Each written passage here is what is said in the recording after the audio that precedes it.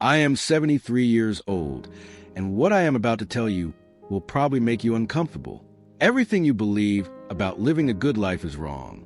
The people who raised you, the teachers who shaped you, the society that programmed you, they either lied to you or they never figured out themselves. I spent 52 years swallowing those same lies. I had the career, the house, the reputation. I thought I was winning. I thought I had cracked the code of life. Then one ordinary afternoon, my own body turned against me and taught me a lesson that no degree, no promotion, and no bank account ever could. What I learned in the years since that day is something you desperately need to hear. Not tomorrow, not someday, right now, because you are running out of time and you do not even know it yet. I was 52 sitting in a boardroom talking about numbers that meant nothing when the room started folding in on itself. The lights blurred. My chest became a fist. The next memory I have is fluorescent hospital lights and my wife sobbing in a plastic chair beside my bed. The doctors told me I was lucky.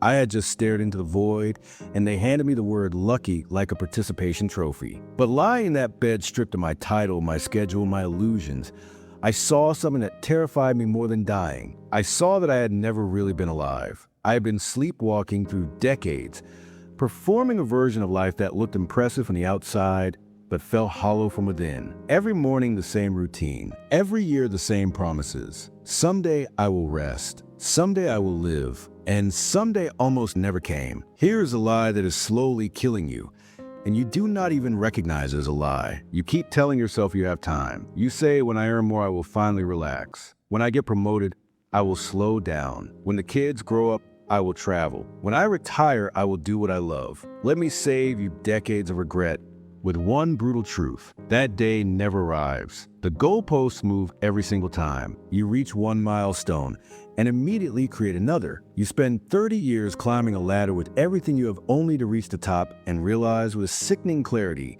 that the ladder was leaning against the wrong wall and you cannot climb back down and start over. Time does not offer refunds. A close friend of mine died 3 years ago. He was 68, spent his entire adult life building a business. 70-hour weeks every single week. He kept promising himself he would slow down next year. Next year turned into a stroke. At his funeral, his own son stood before a room full of people and said my father was a successful man, but I barely knew him. That sentence broke something inside me because I recognized myself in it. I recognized the same blind obsession with achievement that had consumed my own life. And I realized that success without presence is just a decorated prison. You build the empire, but you lose the people who are supposed to be for. You want to know what haunts me at 3 in the morning? It is not the business deals that fell apart. It is not the investments that failed. Those wounds healed years ago. What keeps me awake is the trip to Japan I never took because I was too busy. The relationship with my brother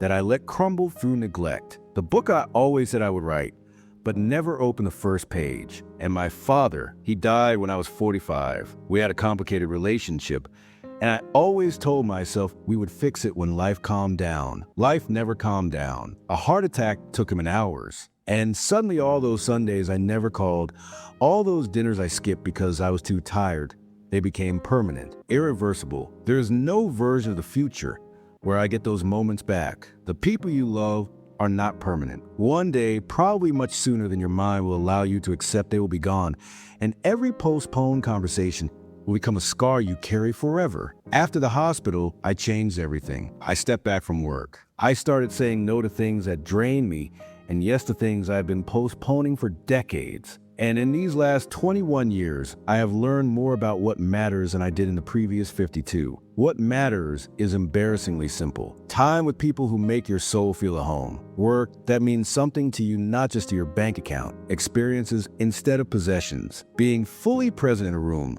instead of mentally rehearsing tomorrow. I know you might roll your eyes at this. I would have 2 at your age, but I am not speaking from theory. I am speaking from the other side of almost dying. I am happier now at 73 with far less time ahead of me than I ever was at 30 when I believed I had forever. That is the cruel, beautiful irony. When you finally understand that time is finite, you stop wasting it. You stop performing. You start living. So here's my final request, and I am asking you this as someone who has already made every mistake you are about to make. Stop trying to impress people who will forget your name. Stop trading your health for a job title. Stop postponing joy until conditions are perfect, because conditions are never perfect. Call your parents tonight. Take the trip this year. Write the first page today. Tell someone you love them before the opportunity becomes a memory. Start now, not next month, not after the next paycheck. Now, because I promise you the perfect moment will never arrive. Life will always give you reasons to wait. And if you listen to those reasons, you will wake up one day at 73, like me, except without the 21 years of living that saved my soul. Some days today, it always has been. The clock is already ticking. What are you going to do with the time you have left?